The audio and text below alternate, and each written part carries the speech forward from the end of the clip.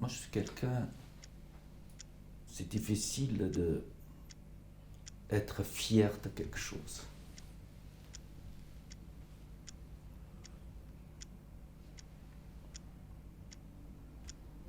J'ai remarqué que souvent, ce sont des gens qui cherchent, ils veulent être fiers de quelque chose. Fiers de quoi? De son pays, de sa réussite, de...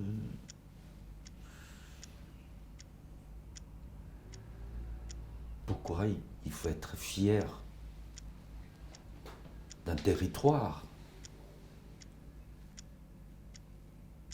On est tous des êtres humains, qu'on a besoin un pied-à-terre pour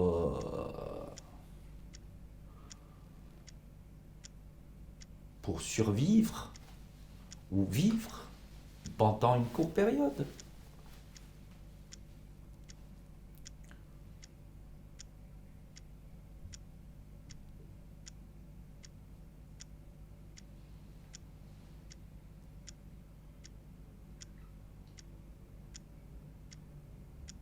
Ой, где же вы дни любви, сладкие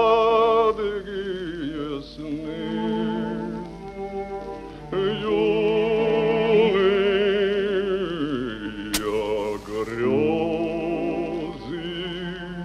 весны. Gaobo, bonjour. On est à la librairie du Globe, la librairie russe à Paris.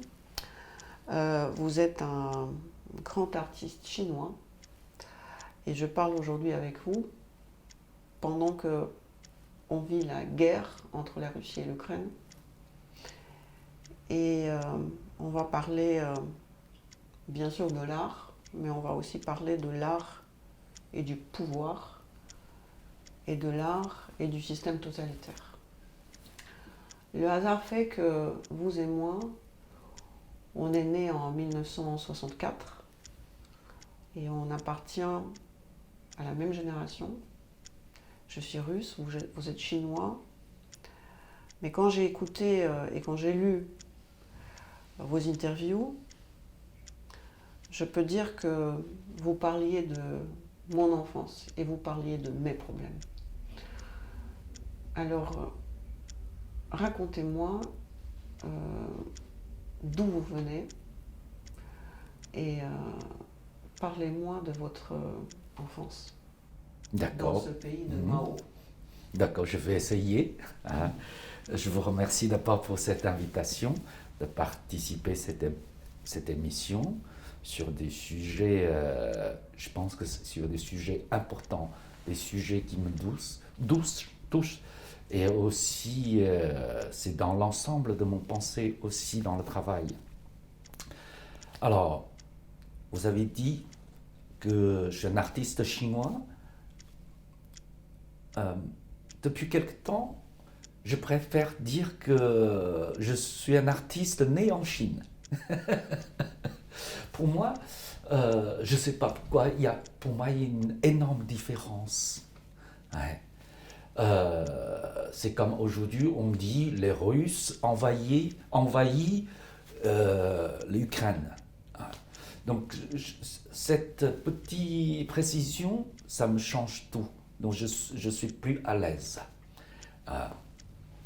Alors, mon enfance, je suis né juste à la fin de, comment on appelle ça, cette 3 ans de catastrophe naturelle, entre guillemets, et on dit c'est le 3 ans de,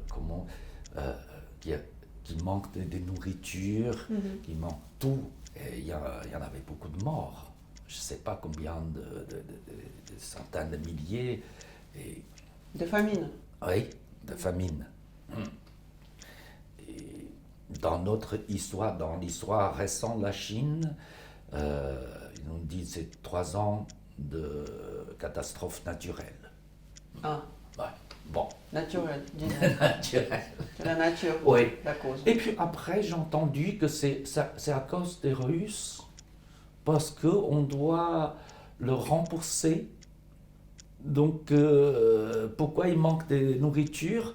Parce qu'il y a des remboursements pour le gouvernement de Russe. Je ne sais pas qui est vrai, qui n'est pas vrai. Bon, en tout cas, ce sont des années qui est très, très brutales.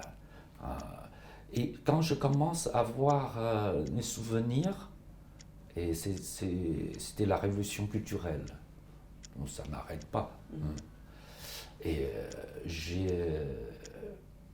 peux parler de mes souvenirs d'enfance, de la révolution culturelle. Comment je peux commencer? Par quoi? Je peux vous poser une question Ouais. qui peut devenir votre début. Vous avez dit dans une des interviews ou dans une des vidéos que pendant votre enfance, vous étiez persuadé de vivre dans le paradis. Ouais. Moi aussi. Moi, j'ai vécu en Union soviétique et on nous a appris qu'on vit dans le pays le plus heureux, que notre enfance était la plus heureuse, que notre pain était le plus bon. Et même si nous, on a connu aussi la famine, Ouais. c'était très bien. Et il nous a fallu beaucoup de temps pour comprendre que notre paradis était un enfer. À quel âge vous avez commencé à comprendre que votre paradis est un enfer? Et est-ce que vous avez vraiment pensé que vous viviez dans le paradis? Je vais vous raconter une histoire de mon enfance. Le jour que j'ai entendu à la radio Mao est mort, moi je dis ça, ce sont des mensonges. Mao, il va jamais mourir. Et j'ai entendu les voisins d'adultes qui me disent que c'est vraiment, il est mort. Moi je dis, faire attention à ce que vous dites. Mort, il ne mourra jamais. Et donc j'ai écouté très attentivement cette annonce de la mort de Mao. Mon première réaction, c'est-à-dire demain, il n'y aura plus de soleil.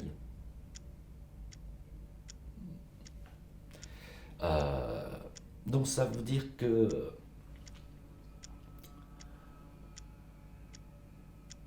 cet paradis,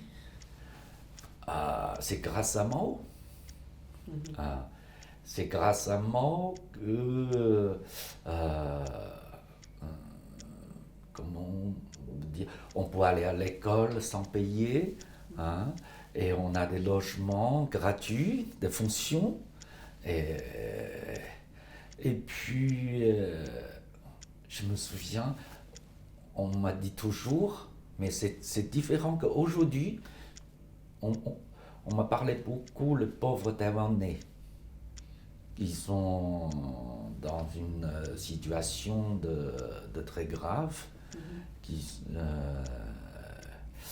Et donc dans mon enfance, je dis, un jour on va libérer les Taïwanais.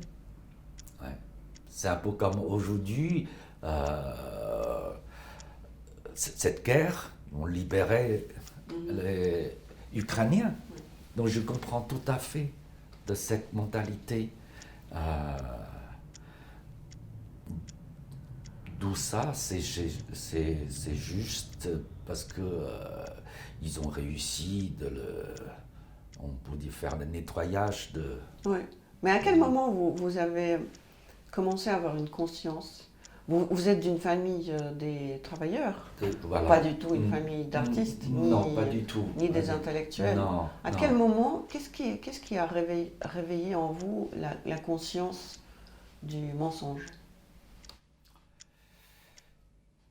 Je pense que c'est assez tôt, parce que par exemple, on a le droit de critiquer notre propre maîtresse, professeur dans la classe. Et, euh, et aussi, on peut... je me souviens, j'avais, je sais pas, j'avais 7 ans ou 8 ans. Et un des soirs, il y a on peut dire des mauvais garçons. Ils m'appellent, on dit qu'on va aller casser les fenêtres, les vitres, les fenêtres de notre professeur le soir. Et donc je l'accompagne. Pour lui, c'est la révolution. C'est un peu le petit on dit carte rouge, c'est ça. Ouais. C'est le geste de petit carte rouge. J'étais assez choqué. Ça m'a fait du mal. Et puis, je pense que depuis j'ai perdu ma mère, c'est un peu dans la même période. Je me suis dit, dans la vie, qu'est-ce que je peux faire à part des révolutions, à part apprendre des cours de propagande. Et par hasard, je suis tombé amoureux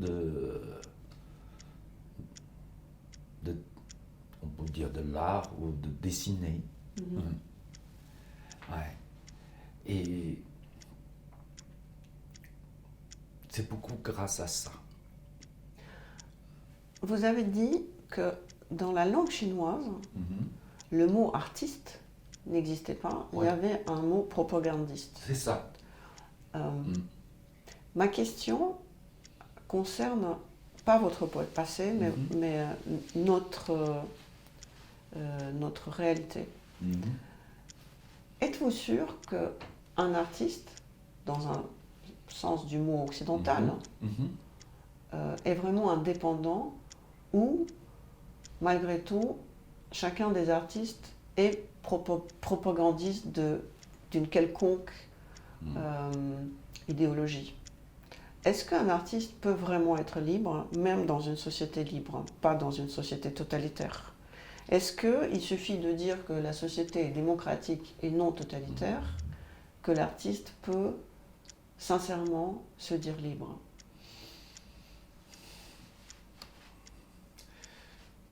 Si un artiste qui voulait se sacrifier, oui. Pour moi, travailler dans l'art, c'est une façon de faire le sacrifice. Je pense que c'est le seul moyen qu'on peut être un vrai artiste.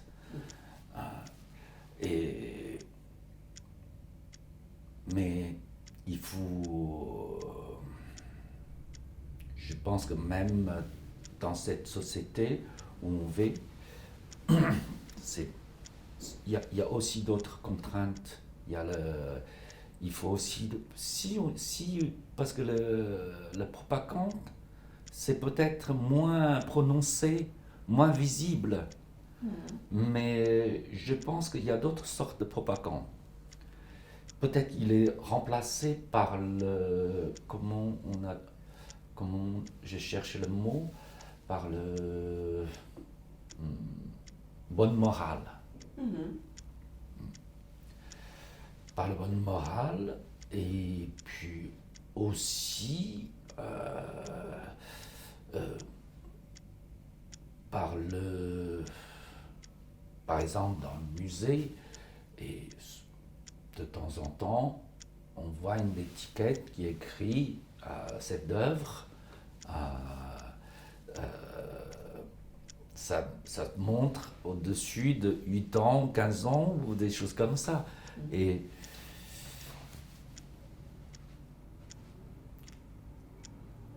ça veut dire que quand même, il y a une règle, il faut le respecter. Il faut ou il ne faut pas?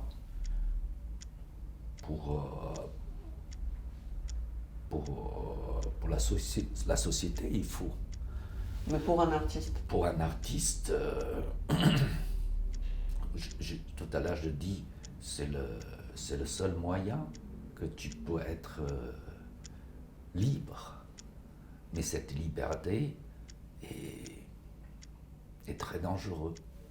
Est-ce que vous n'êtes pas retrouvé déjà dans une situation dans laquelle bon nombre de dissidents russes se sont retrouvés une fois en Occident, qui est la situation suivante. Quand ils vivaient dans un système totalitaire, ils savaient ce que c'est risqué, parce que c'était un vrai risque. C'était la mort. Et vous le savez. C'est pas faire semblant de risquer, c'est vraiment risqué. Et une fois en Occident, on leur enlevait ce droit de protestation sous prétexte qu'on les a accueillis et que c'est une société libre. Donc, c'est comme s'ils n'avaient plus le droit de critiquer le système qui les a sauvés du système totalitaire.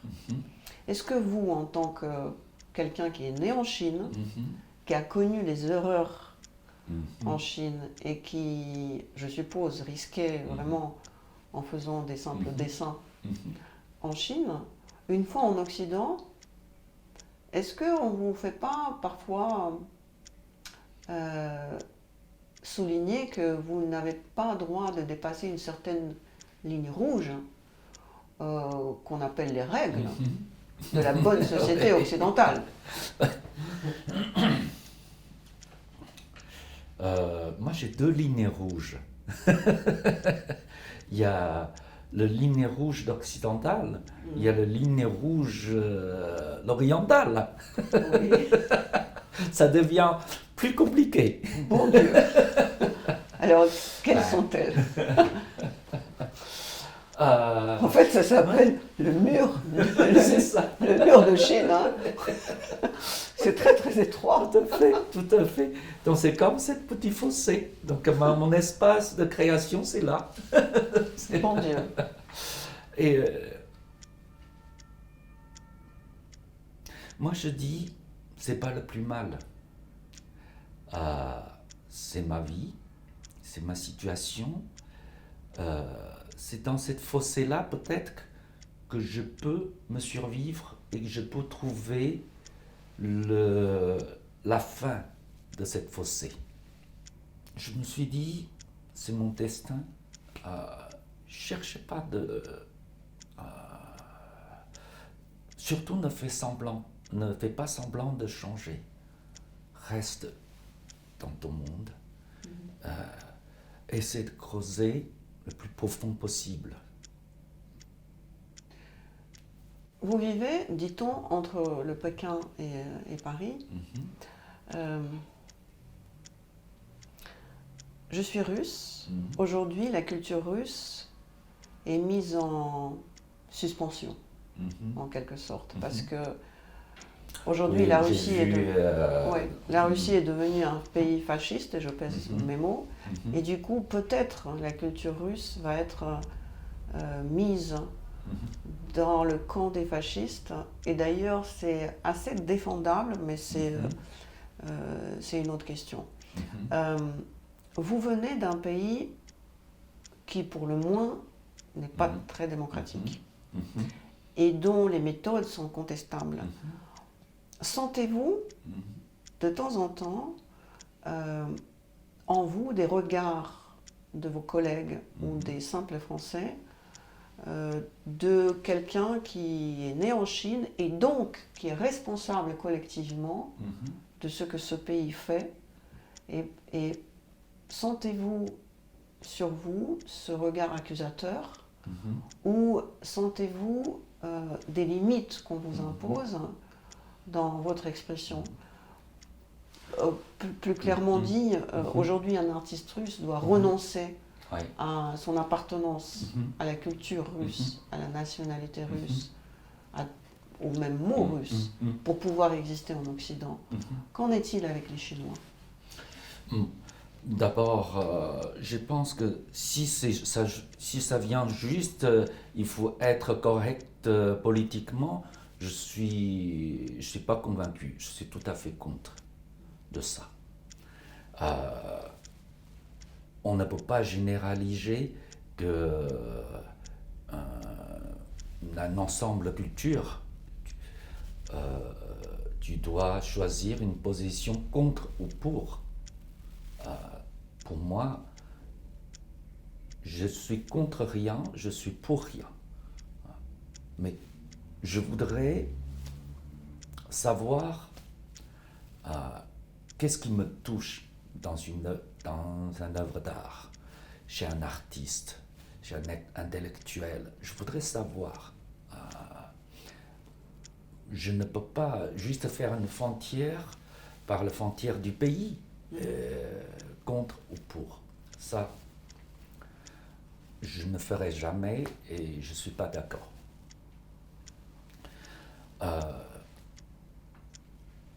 Vous savez que dans toutes mes périodes d'études de beaux-arts, c'est quand même les artistes russes qui nous a influencé le plus.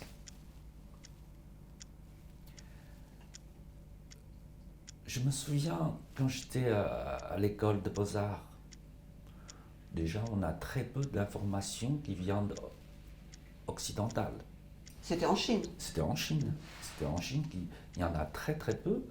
Et ce qu'on peut trouver, ce sont des catalogues faits par des artistes russes.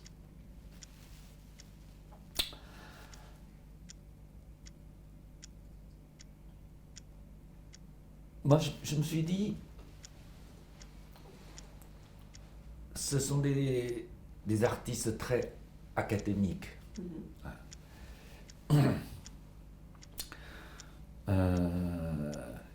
Comment je peux vous expliquer?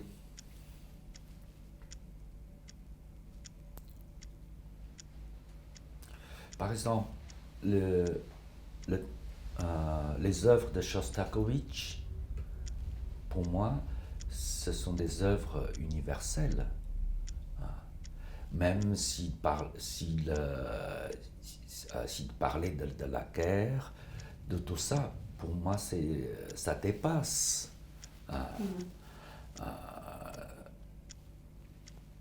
Même, il a écrit une pièce qui s'appelle le 1er mai, je me souviens, hein, avec le choral, l'orchestre. Je ne sais pas dans quel contexte il a écrit, mais pour moi, c'est purement la musique. Ce n'est pas la musique propagande. Ouais. Mais par contre, il y en a. Je connais cette partie-là, je ne connais pas en Russie, mais je le connais en Chine. Il y a des artistes qui font que ça dans leur vie. C'est une carrière. Si je dis gentiment, ils font leur carrière. Je ne sais pas comment ça se passe en Russie. Je pense qu'il y en a. Oh, il y a beaucoup de. Moi, je les appelle les décorateurs du pouvoir. Ouais. Voilà, parce qu'il y a des artistes et puis il y a ceux qui décorent le pouvoir. Et ils sont beaucoup plus nombreux. Je voulais, Gao, vous parler d'un truc, d'une période de votre vie ou de votre vision qui est juste. Elle est. Je ne trouve pas le mot pour décrire. Quand vous étiez petit, vous assistiez. Oui. Condamné aux exécutions. Aux exécutions. Ouais. Ça, c'est pour tous les enfants de mon génération. Hein. Ça, je ne savais pas. Ah, vous ne savez pas? Je ne savais pas que ça existait. Ah. Parce que je sais que chez nous aussi, il y avait la peine de mort en Union soviétique, mais la peine de mort n'a jamais été publique. Et souvent, on achevait les gens dans le camion. Quand on leur disait qu'on faisait juste le transfert, on les achevait dans un camion. Et d'ailleurs, on ne communiquait jamais à la famille l'endroit de leur enterrement. C'était quelque chose d'occulte. Je ne savais pas que en Chine, on amenait les enfants de 7 ans pour regarder l'exécution. C'est organisé par l'école. Vous savez, dès mon enfance, je vous donne ce qu'ils m'ont expliqué. Il y a un Boésie, je me souviens encore les 2 phrases, il s'appelle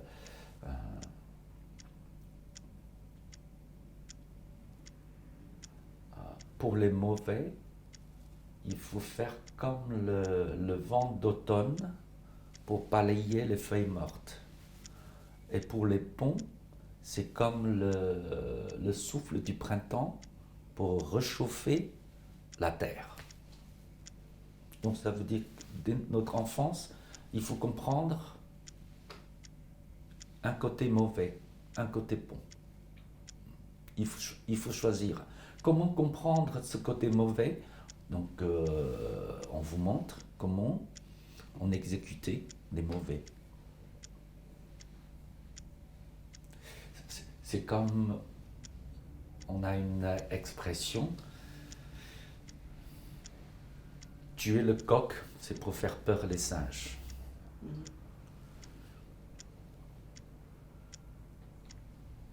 Et puis, petit à petit, ça devient comme une fête. Quand le jour, il y a l'exécution. Comme un fête ou une fête? Une fête. Une fête. Comme une fête. Hein. Et pour un petit garçon de cet âge-là, regardez les polices ou les gens qui sont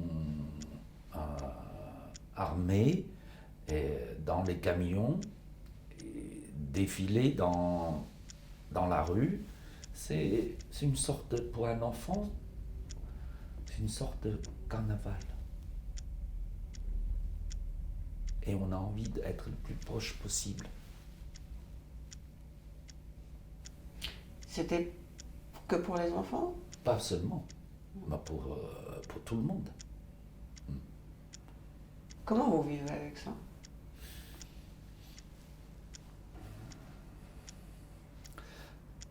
D'un côté, ça me fait tellement peur de voir une tête avec un grand trou.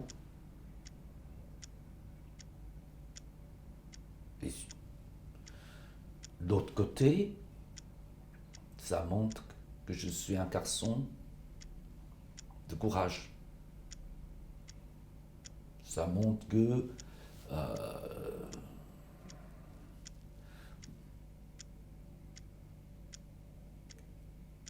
il faut tuer les mauvais. Donc quand il y a, ça me rassure, voilà. Quand il y a un mauvais de moins, on est rassuré dans la vie. Mais dans votre vie d'adulte aujourd'hui, comment vous vivez ça? Ça vous hante? Plus que ça. Plus que ça, c'est pour ça que il y a quelques années, je fais un travail avec les condamnés à mort. Les vrais? Les vrais. Les vrais. Donc je suis allé dans leur cellule avant d'exécuter. Je voudrais les rencontrer. Je voudrais parler avec eux. Je voudrais comprendre et puis discuter comme un frère et sœur. Je voudrais leur offrir tout simplement une cigarette ou un sourire, un souriant. Et pour une fois que leur photo, c'est pas la dernière photo avant d'exécuter.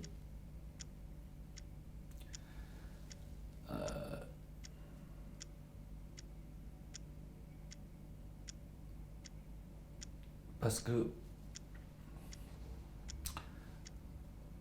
cette histoire est tellement marquée chez moi.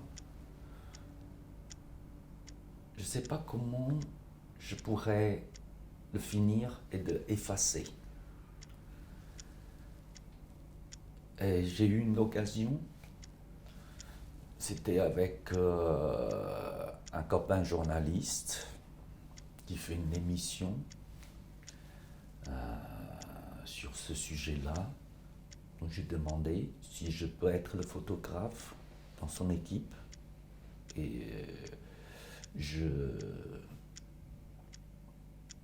après,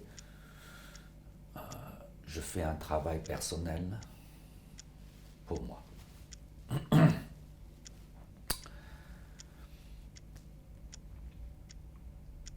Je sais que ça change rien, je peux rien changer. Mais au moins, cette fois, je suis là pour leur serrer la main, et pour leur offrir une cigarette, pour parler normalement.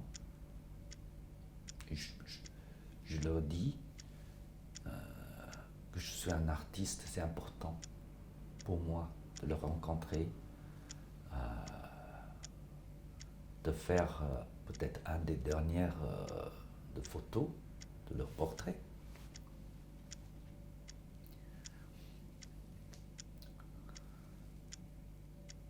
J'ai pensé que ce travail, ça se termine là. Quelques années plus tard, quand je revois tous ces portraits-là, tous ces tirages, des grands formats, je me suis dit, je n'ai pas envie de les revoir. Je ne sais pas où ils sont maintenant.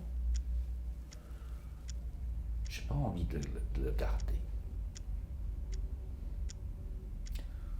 Donc j'ai tout fait brûler. J'ai juste gardé les cadres avec un bout de morceaux de ces tirages. Et j'ai ramassé toutes les cendres de l'œuvre.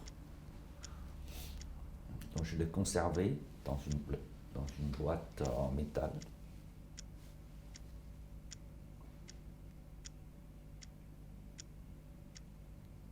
J'espère que cette fois c'est fini pour moi.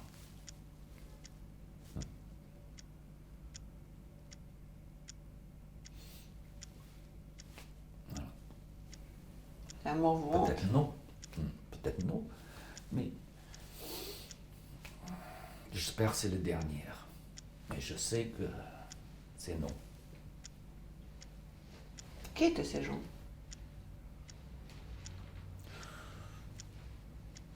Je pense que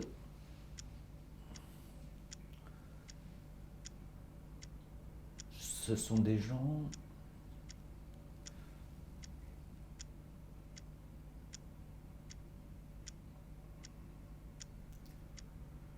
au moment qu'ils ont fait leur bêtise. Parce qu'ils ont perdu leur contrôle.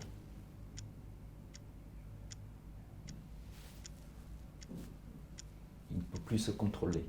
Donc ils font un geste grave. Et ça produit ces pètes. Ces pètes chez nous, les êtres humains.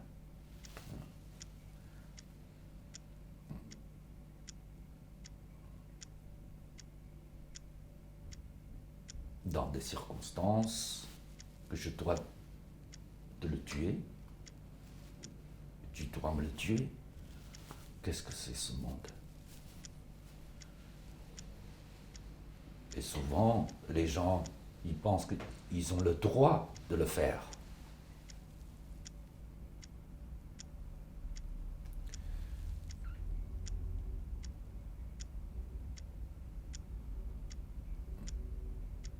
moi, c'est ça.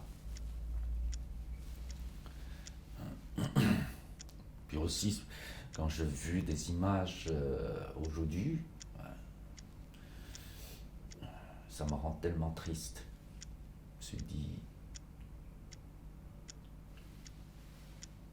de côté, on pense on a le droit de tuer.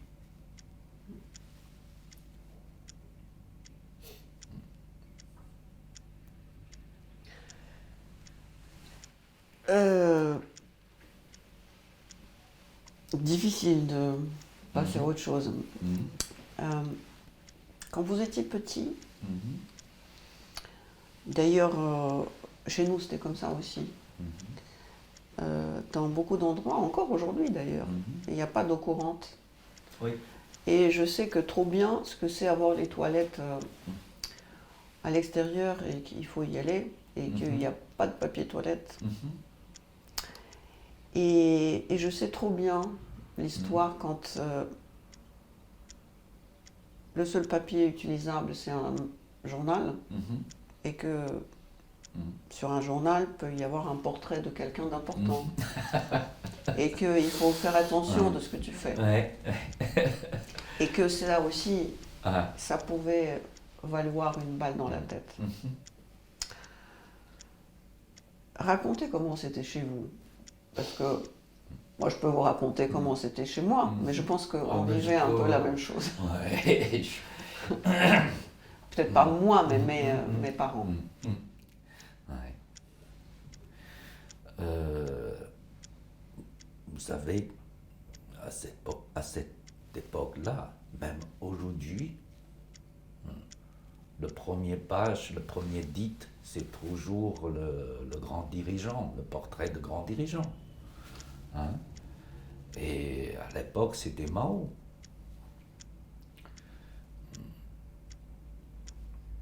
Donc j'ai déjà cette notion de faire très attention, ne pas salir le visage de Mao.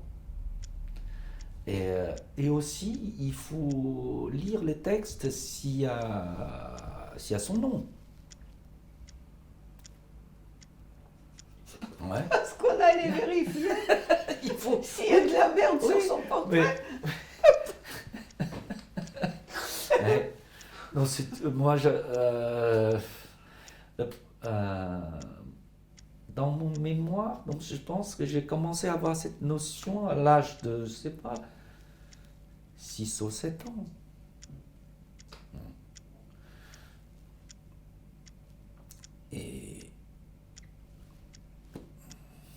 Et aujourd'hui, vous contrôlez ce que vous faites avec vos gestes politiques.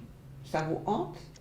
Vous êtes définitivement libéré de ce autocontrôle de ce que vous dites parce que ça peut vous coûter cher ou vous vous êtes débarrassé de ça. Moi, par exemple, je vous donne mon exemple. J'étais persuadée que j'étais libre. Au moment où la guerre avec Poutine a commencé, on a dit que tout Russe qui est contre Poutine aujourd'hui est un ennemi de peuple. Je vous assure que chaque phrase que je prononce, je réfléchis. Même en vivant à Paris, et c'est génétique. Chez vous, comment ça se passe? Ça vous hante toujours? Vous faites toujours un contrôle de ce que vous dites? Vous avez toujours peur?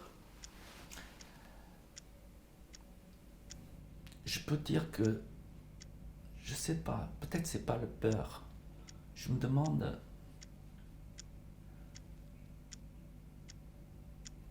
qu'est-ce que je peux faire à part de le dire?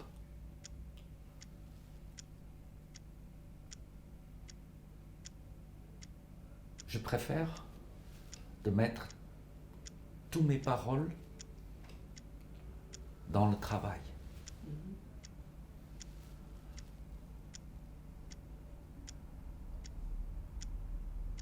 Et je veux que mes paroles qui peuvent exister longtemps dans le travail. C'est peut-être aussi une façon de se protéger. Je dis que j'ai envie de... j'ai pas fini, j'ai pas encore terminé le travail que j'ai envie de faire. Je voulais pas me bloquer là, je veux continuer. C'est peut-être ça.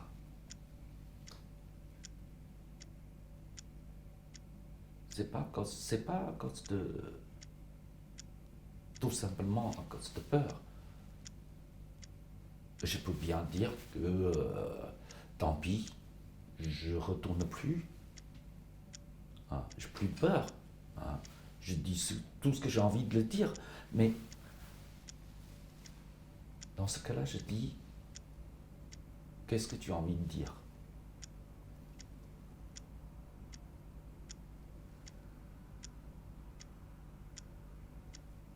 Le critique, bien sûr, pour moi, dans une œuvre d'art, s'il n'y a pas de critique, c'est l'objet de décoration. S'il n'y a pas de sens de politique, hein, mais quand je parlais de politique, c'est pas l'actualité. Hein, ouais. Et voilà, donc ce sont des objets de consommation. Mais c'est pas notre obsession à nous, des gens qui ont vécu dans des systèmes totalitaires, que de dire que l'art ne peut ne pas être politique. Parce qu'on accuse aussi les Russes d'être très très politisés. L'art russe, c'est l'art contestataire, c'est l'art politique. C'est quelque chose qu'en Occident, on ne peut pas mettre un art contestataire dans son salon. Voilà, donc c'est pour ça que mes œuvres, jusqu'au maintenant, il n'y a pas encore une cote. Une cote. On va s'en occuper.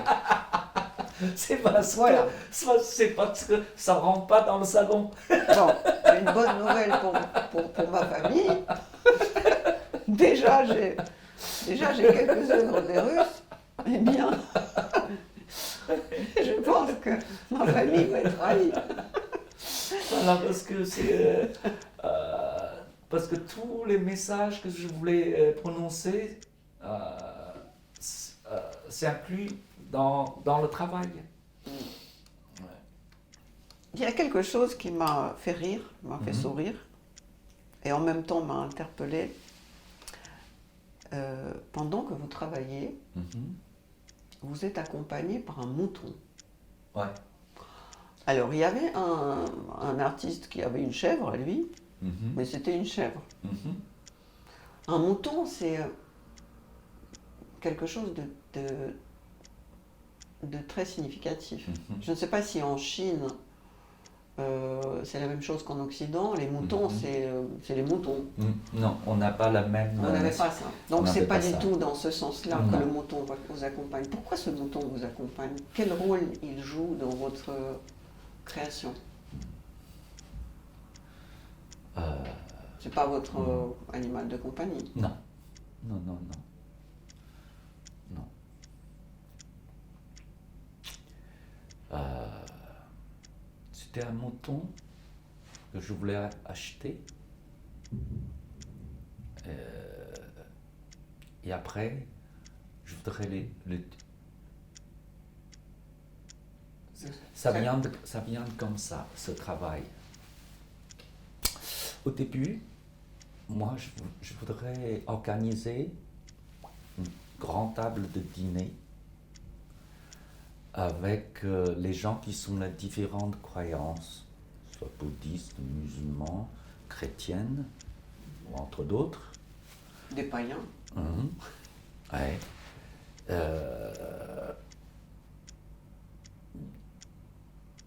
Donc, je pense que le mouton, c'est une viande, tout le monde peut accepter.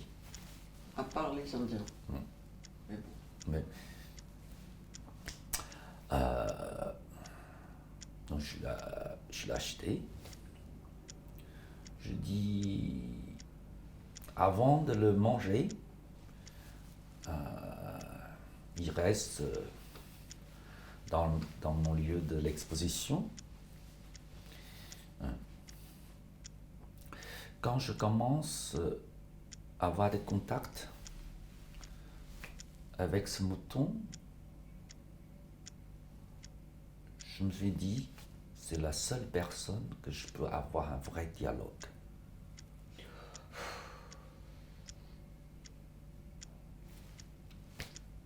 Lui, il me comprend.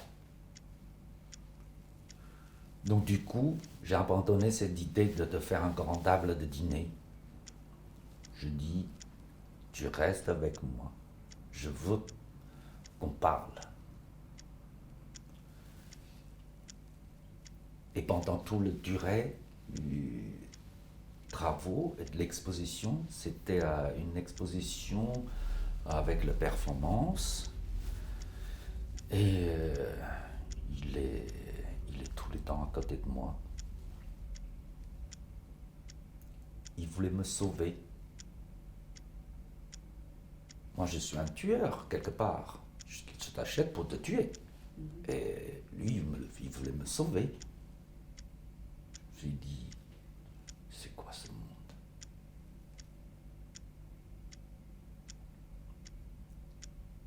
Et c'est grâce à lui que j'ai pu j'ai pu avoir cette force pour finir ce travail.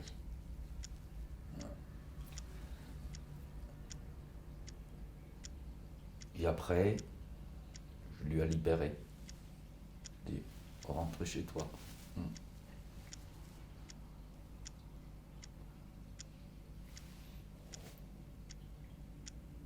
Il est où maintenant? Je l'ai rendu la personne qui me l'a vendu. Un éleveur, je lui ai rendu. Je lui ai dit,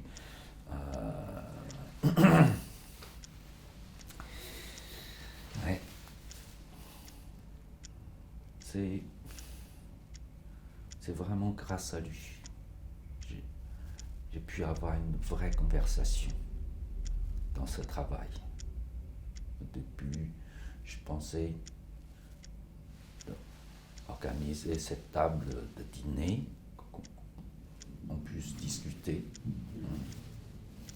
de nous chacun, de partager. Nous chacun, finalement, je préfère qu'il reste vivant. La guerre entre la Russie et l'Ukraine fait dire des analystes politiques que c'est le prémisse d'une autre guerre qui peut commencer entre la Chine et le Taïwan.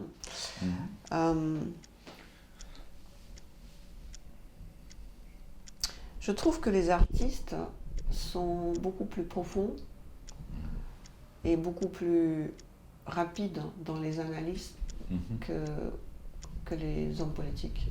Les hommes politiques, au fond, sont déjà des gens assez, je dirais pas stupides, mais c'est pas des intellectuels.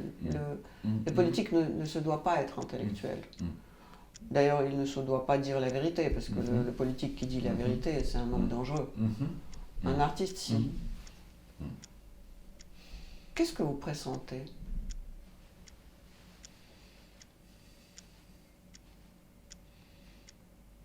C'est sûr que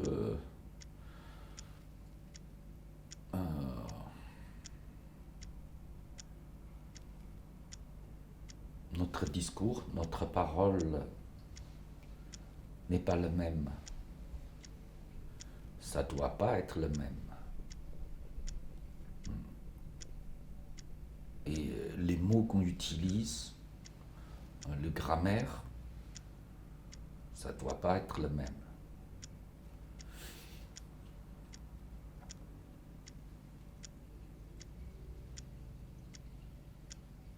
Par exemple, Taïwan, je ne connais pas encore. Ça ne veut pas dire que ça ne m'intéresse pas. Moi, j'ai plein d'amis taïwanais. J'avais des élèves taïwanais aussi. Et le Tibet, je connais un peu mieux que Taïwan. J'ai commencé à voyager au Tibet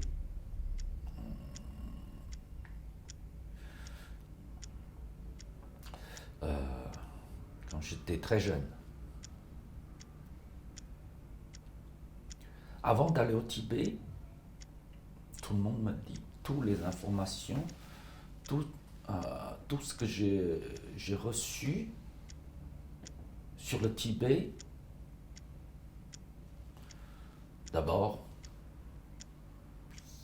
c'est un pays très difficile à vivre. Géographiquement, il manque d'oxygène. Et puis les gens sont sauvages. Et c'est sale. Il manque de tout. Et le religieux, ça fait peur. Enfin, de mon jeunesse, toutes les arguments, enfin les infos que j'ai reçues sur le Tibet, c'est ça.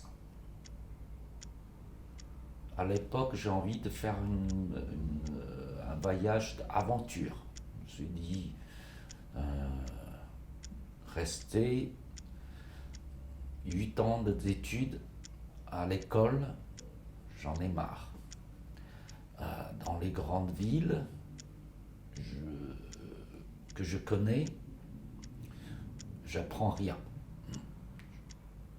À l'époque, je ne peux pas partir hors de la Chine. Il n'y a pas de possibilité. Donc, je regardais sur la carte, je lui dis Tibet, je vais aller là-bas. Comme tout le monde me dit, est différent. Et je vais faire mon aventurier au Tibet. Je vais aller là-bas. Le premier voyage,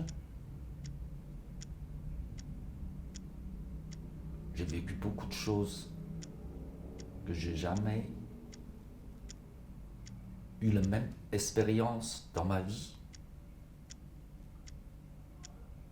Je me suis dit, j'ai vu des vrais hommes là-bas, des vraies femmes qui sont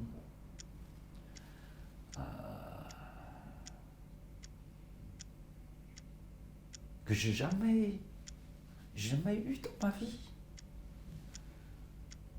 Comment être un vrai homme ou une vraie femme? C'est là-bas que j'ai vu, que j'ai vécu. J'étais heureux.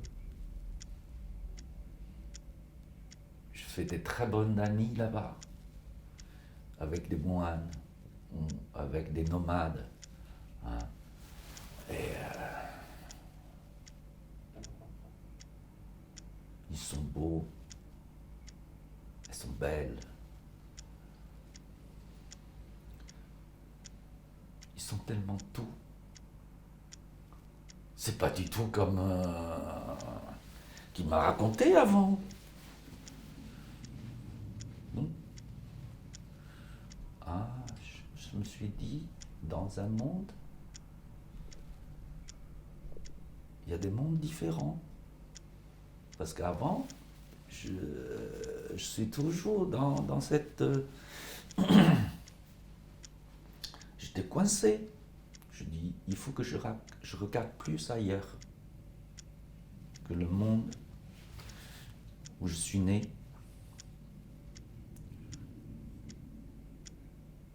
Donc je suis retourné. Et dans les années 80, le Tibet, même les Tibétains me disent, c'est une belle époque, même pour eux. C'est une belle époque. C'est peut-être les années qui sont... C'était le début de l'ouverture de Deng Xiaoping, de la Chine. Donc peut-être les gens, ils se sentent moins serrés.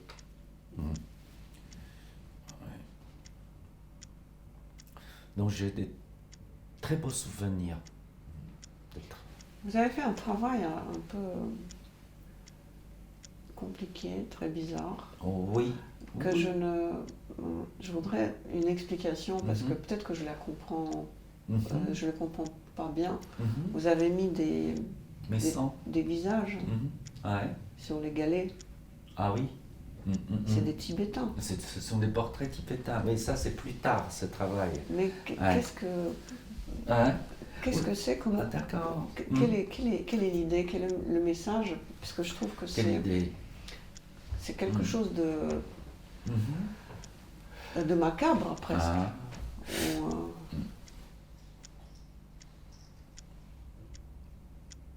Mm. Je comprends, il y a des gens, ça leur fait des frissons. oui. Mhm. Mm. L'idée, ça vient d'un geste religieux, traditionnel, on peut dire, au Tibet. C'est une sorte de... là-bas, les Tibétains, ils font les tas de pierres. Des stupas. Ouais, ça s'appelle, il s'appelle Pierre Mani.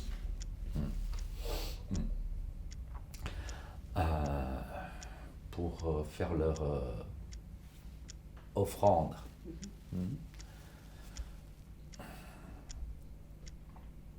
Je vois ça partout, partout.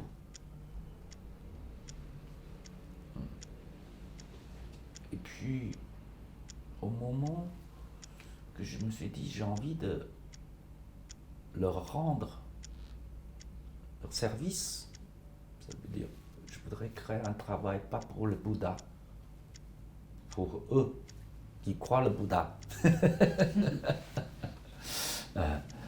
Et je dis, je voudrais faire un travail pour eux. J'ai pensé à ça. Je dis, je vais projeter, développer leur portrait sur cette pierre de Mani. Pour eux, c'est offrande au mandala. Moi, je fais un travail offrande aux gens.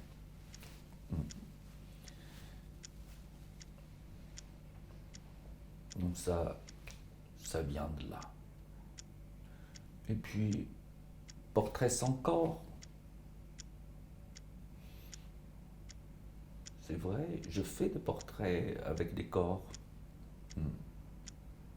Jamais entières.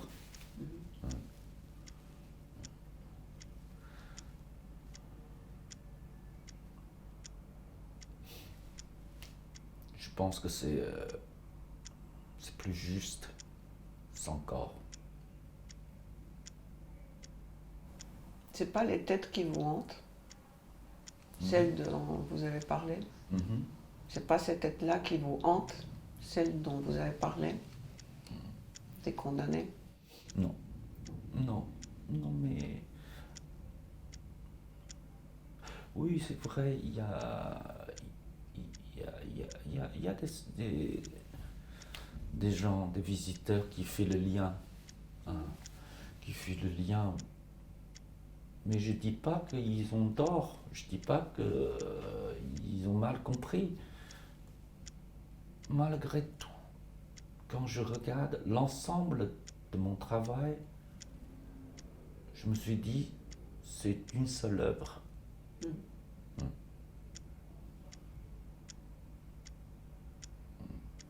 À un moment donné, vous avez commencé à trouver l'école des beaux-arts ennuyeuse. Tout à fait. Et vous avez voulu devenir musicien. Et vous n'avez pas réussi. Non. Non. Parce que ce que j'apprends à l'école de Beaux-Arts, c'est...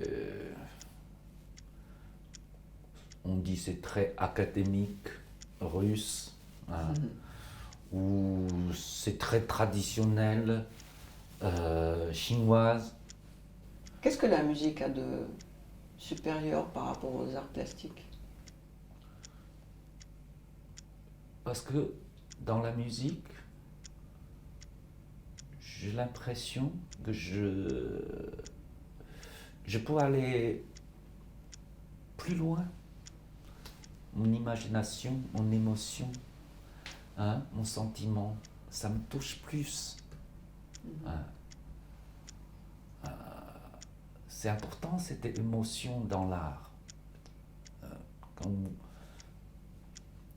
Mais tout ce que j'apprends, tout ce que j'ai étudié, c'est des répétitions, J'étais très déçu. Je me suis dit, si il faut faire un art comme ça, je préfère pas. Et dans la musique, j'ai trouvé des choses qui sont plus immenses. Cette immensité que j'ai retrouvée dans les œuvres de Tchaïkovski ou Shostakovich. Ça me donne une force énorme. Dans l'art plastique, il y a beaucoup d'artistes qui aujourd'hui font appel à la main-d'œuvre. Parce qu'il faut dire que parfois un artiste ne sait pas faire telle ou telle chose, mais du coup il appelle un fabricant pour qu'il fabrique, et lui il est juste un auteur de concept. Vous aurez pu inventer des œuvres à l'aide d'un exécutant. Non. Ou alors la musique c'est le seul art où on ne peut pas tricher. Je pense que les artistes qui trichent, on le voit. Hein. On est tous sûrs. Oui, on le voit, peut-être qu'on ne voulait pas de le dire, mais on le voit. Et Le public, vous pensez, le voit vraiment? Ou le public est quand même un tout petit peu stupide? je pense que il ne faut jamais répondre aux besoins du public. Parce que l'artiste, il faut toujours avancer un peu. Même avancer le plus loin possible. Je me souviens, une fois,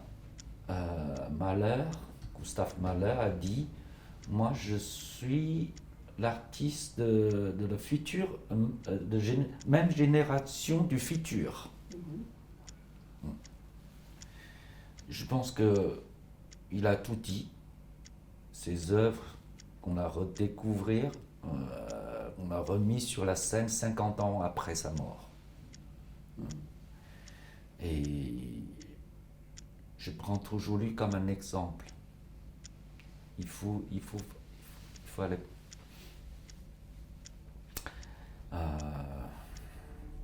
Si on répond le besoin du public aujourd'hui, et on n'a pas besoin d'artistes. Ouais, je comprends. Oui, par rapport le travail avec la main, parce que selon moi, quand je vois une œuvre d'art, j'ai envie de sentir la main d'artiste, les mains d'artiste. Qu'il soit par les traits, par les matières, par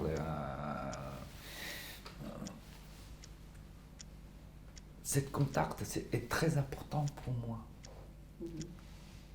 Qu'il soit les mains d'un artiste âgé, les mains d'un jeune artiste, ou femme, homme, c'est important que je sens.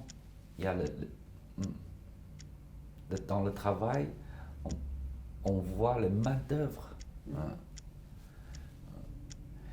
Et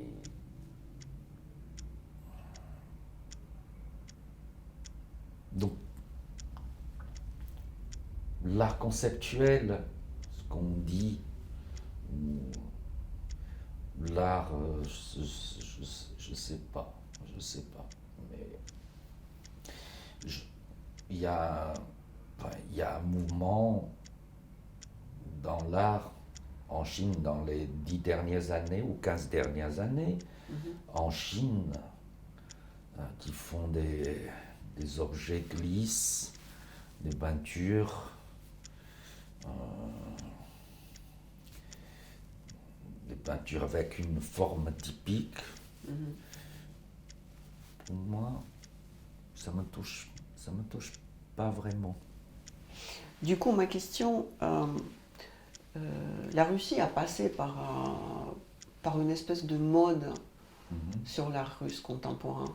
Et je pense que ça a beaucoup desservi les artistes parce qu'ils se sont corrompus avec cette tentative de s'enrichir. Et eux qui étaient tellement forts en idées, en dissidence, finalement se sont avérés des gens avides. Maintenant, on vit plusieurs années dans la mode pour l'art chinois et pour les artistes chinois. Est-ce que, très très sincèrement, ça sert ou ça dessert?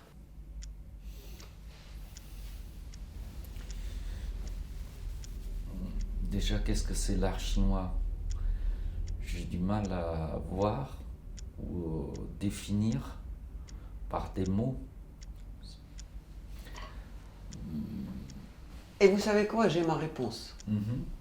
Voilà, parce que je suis d'accord. Continuer de dire l'art chinois, l'art russe, ça n'a plus aucun sens. Oui. C'est un peu ça. Oui. Ouais. Quand vous êtes un artiste, tout le monde vous comprend. C'est un peu ça. Oui. Si vous êtes un vrai, peu importe, même peu importe où vous êtes né. Oui, je pense que indirectement vous avez répondu. Ma question est stupide. C'est ce que j'essaye. Oui, ma question Parce est que stupide. moi, Après, c'est le marché. Ouais, voilà, donc je fais travail ni pour tel gouvernement, ni pour tel public, ni pour... C'est votre conscience, pour votre conscience que vous faites ça. Moi, j'ai envie de juste partager ce que je vois, ce que j'ai vécu, ce que je pense, ce que j'ai envie de devenir. C'est... Gao, est-ce que vous êtes devenu ce que votre maman a voulu que vous soyez?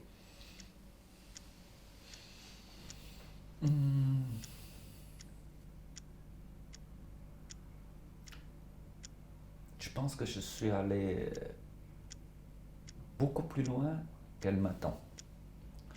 J'en suis sûr que elle est fière de son fils.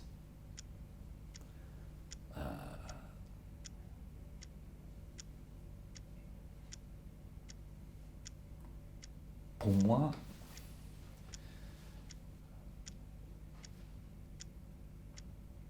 c'est encore loin de finir mon chemin. Je ressens souvent, je dis, ah ça y est, finalement, je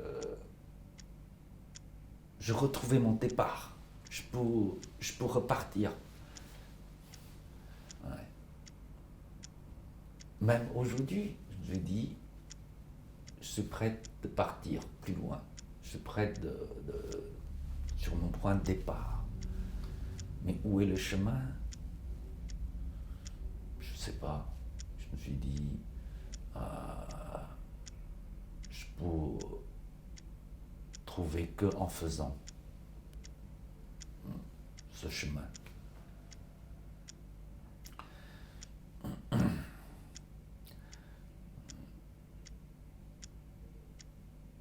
Donc, quelque part, c'est dur pour moi que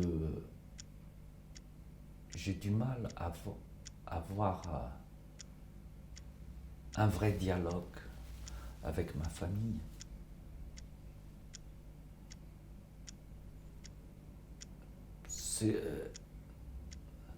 ces deux mondes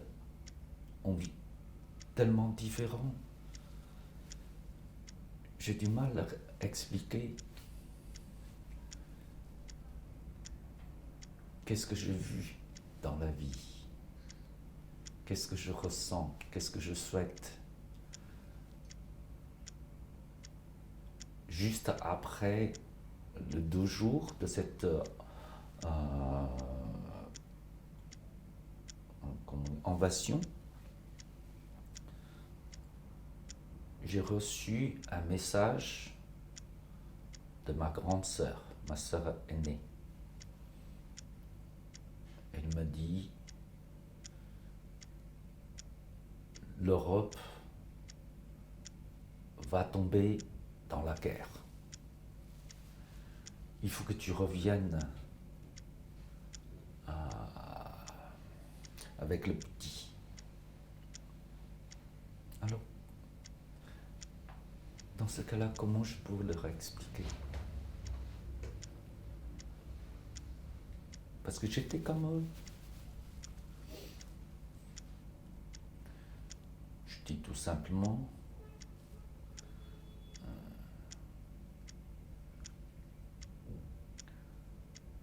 ne regarde pas trop des informations qui étaient filtrées. Restez dans votre vie simple. Vous ne pouvez pas juger de ça parce que vous n'avez pas suffisamment des informations. Ne rends pas de temps. Je ne peux pas dire plus.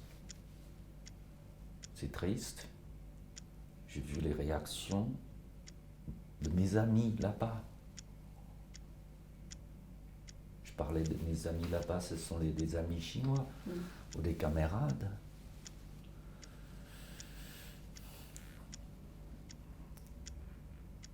Quand j'ai vu leurs paroles,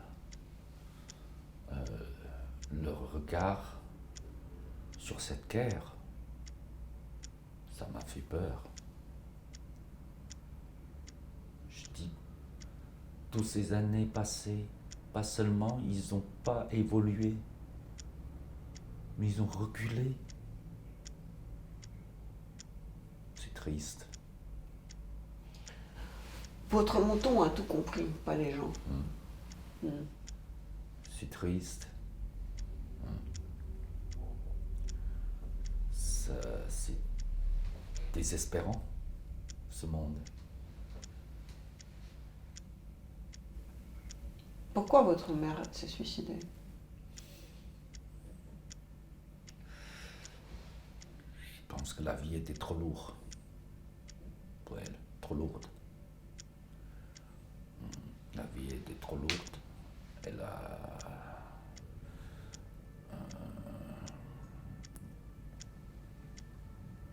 mais aussi à cause de toutes les maladies à l'époque, qu'on n'a pas de bon traitement à faire, c'est douloureux. Puis aussi, je pense qu'elle a perdu son espoir.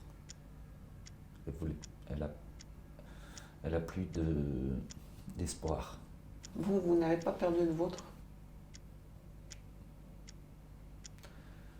Moi, j'ai retrouvé d'autres espoirs. Donc, j'ai perdu le même que... je pense que je l'ai perdu en même temps que ma mère. Mais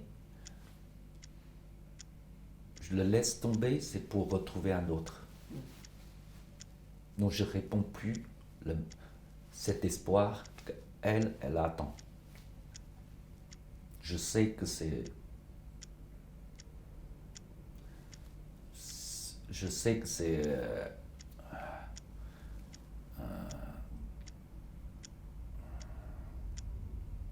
c'est pas ça que je voulais. Je sais que ce monde, il y a d'autres moyens.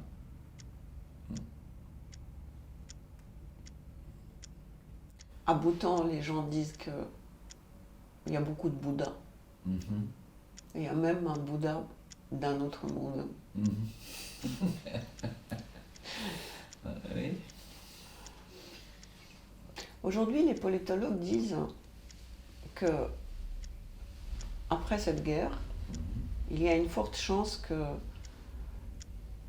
la Chine va devenir le nouveau ordre du monde. Ça vous désespère, vous qui êtes parti de là-bas, que finalement c'est ce système qui peut devenir notre ordre à tous? Je le sentis ça bien avant d'aujourd'hui. Donc c'est pour ça que j'ai inventé un mot qui s'appelle l'ostisme. C'est un mot qui n'existe pas dans le dictionnaire, que j'ai inventé. C'est entre l'ost et le Lao-Tzu.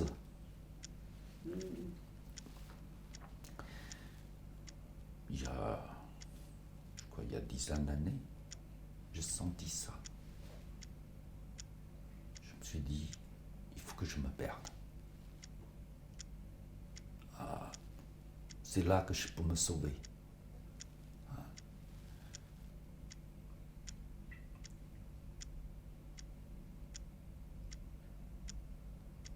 Et je vois un vrai danger.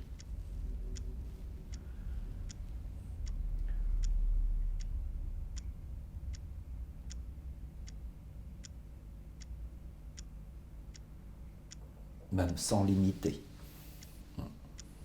C'est comme la Chine a prononcé cette relation amicale avec une hauteur non limitée.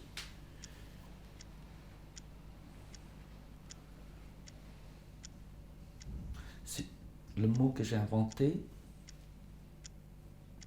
c'est une plaisanterie, mais c'est une plaisanterie que j'ai bien réfléchi. Je dis,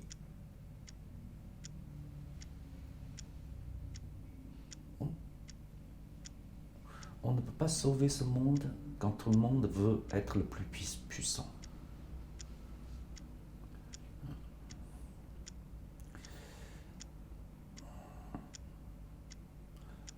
Être loser, entre guillemets,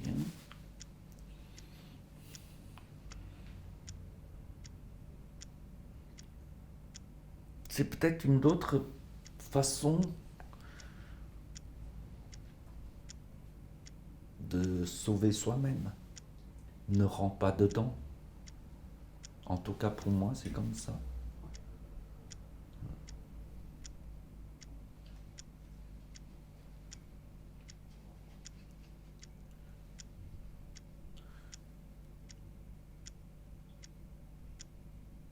Moi, j'ai très peur. Cette question que vous m'avez posée,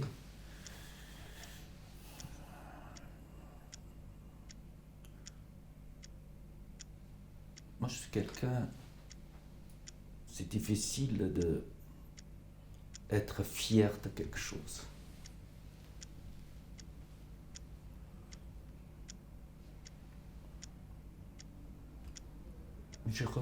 J'ai remarqué que souvent, ce sont des gens qui cherchent, ils veulent être fiers de quelque chose.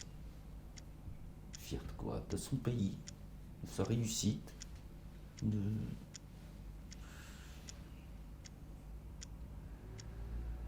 Pourquoi il faut être fier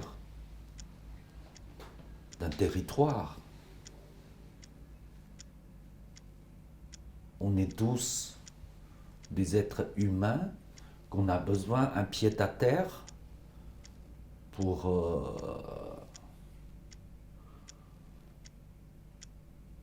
pour survivre ou vivre pendant une courte période.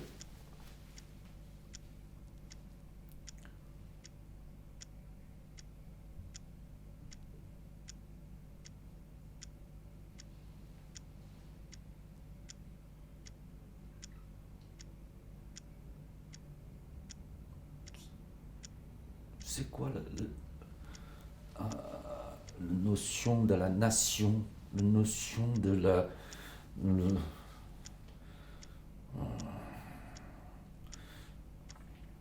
du peuple? Je pense que la paix, ça vient de chaque individu.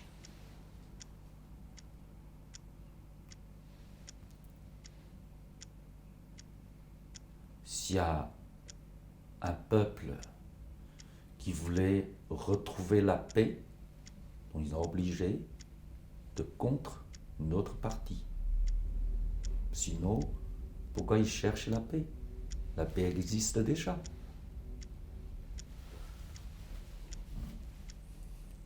C'est pour ça que je crois plus que c'est chez chaque individu.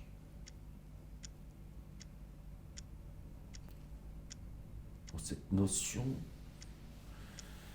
de la nation, du peuple,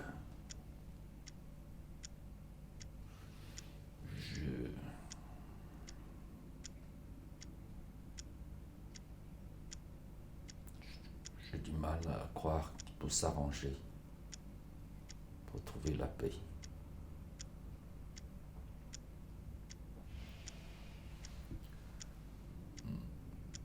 Je pense qu'un jour, quand chaque individu ne cherche plus la paix, donc il n'y aura plus la guerre. Dès qu'on le cherche, et facilement, il y a des gens contre, donc ça se terminera jamais. C'est triste.